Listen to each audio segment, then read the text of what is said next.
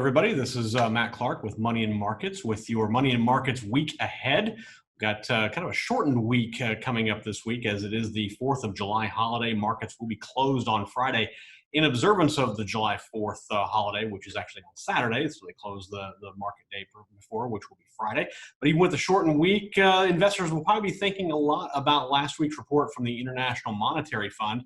The IMF cut its economic forecasts and warned public finances would deteriorate even more as governments battle the fallout from the coronavirus pandemic. Its latest projections suggest a contraction of around 5%, 4.9% to be exact, in global gross domestic product in 2020. That is considerably lower than the 3% contraction it predicted back in April. That is likely to weigh on the minds of investors even going into the shortened week.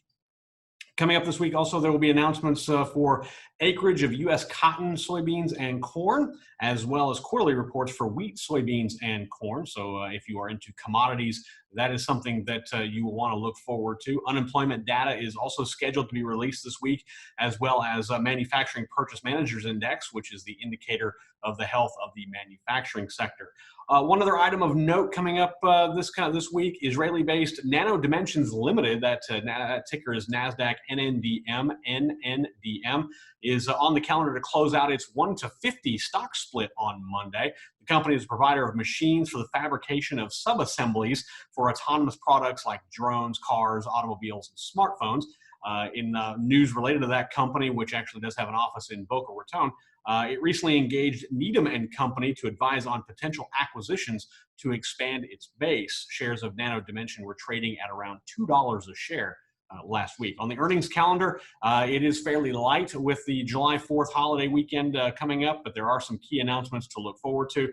Micron Technology will be reporting Monday after the market closes. ConAgra Brands will be reporting Tuesday before the market opens. FedEx, the delivery company, also Tuesday before after the market closes, rather.